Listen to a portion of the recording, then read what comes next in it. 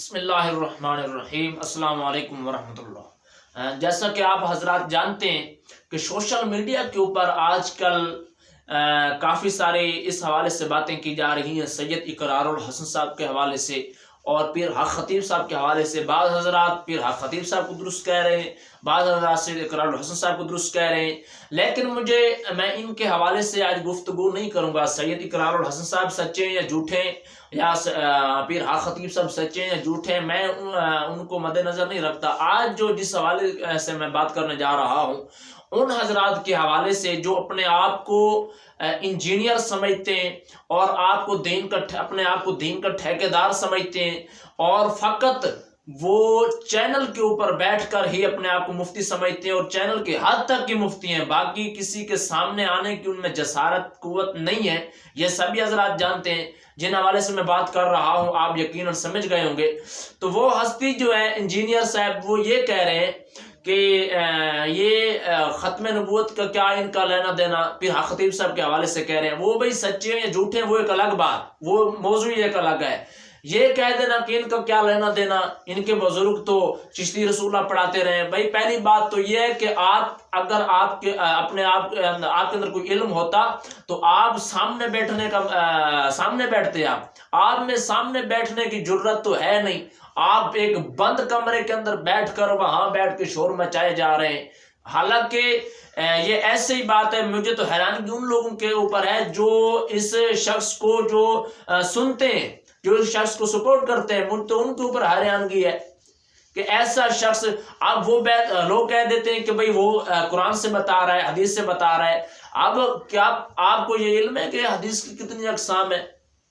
حدیث کی یہ خود انجینئر مرزا کو نہیں پتا کہ حدیث کی کتنی اقسام ہے، حدیث کی کتنی اقسام ہوتی ہیں۔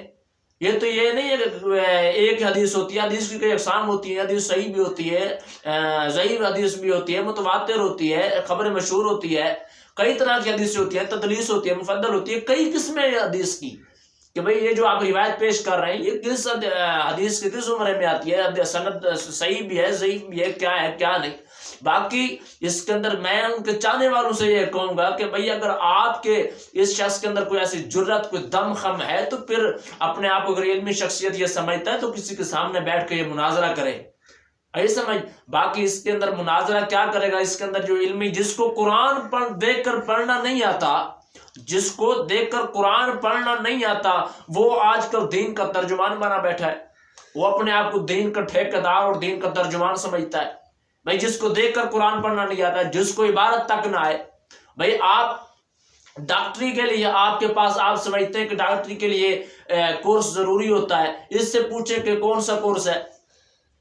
آپ جو شخص ڈاکٹر نہیں ہے اس کے سامنے بیٹھ کے کہہ دے، کیا وہ شخص کہہ سکتا ہے کہ یہ ڈاکٹر نے یہ جو ادویات دی ہیں یہ غلط دی ہیں؟ وہ کیا کہے گا کہ میں ڈاکٹر ہوں یا آپ ڈاکٹر ہیں؟ کیا اپنے عقل کے گھوڑے وہاں دوڑانا درست ہوتا ہے؟ یہ تو ایسی ہی بات ہے کہ جیسے دیہات کے اندر ختنہ کرنے والے شخص کو سرجن ڈاکٹر کہہ دیا جائے، یا ایک میڈیکل سٹور کے اوپر کھڑے ایک شخص کو بہت بڑا قابل ڈاکٹر سمجھ لیا جائے۔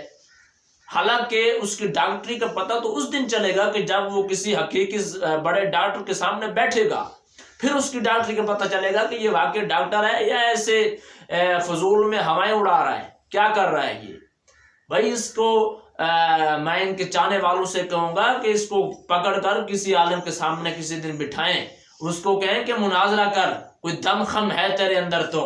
باقی ایسے فضول میں بیٹھا رہنا اور یہ کہتے رہنا کہ ان کے بزرگ یہ کرتے رہے، یہ کرتے، ان کا تو عقیدہ ویسے، میں یہ سمجھتا ہوں کہ میں اس کو چیلنج کرتا ہوں، یا کہ مناظرہ کر لے کہ یہ اپنے آپ کو مسلمان ہونا بھی ثابت نہیں کر سکتا۔ میرا یہ چیلنج ہے اس کو، یہ اپنے آپ کو مسلمان بھی ثابت نہیں کر سکتا میرے سامنے بیٹھ کر، اور یہ اپنے آپ کو مفکر اسلام اور پتہ نہیں کیا کیا سمجھ رہا ہے۔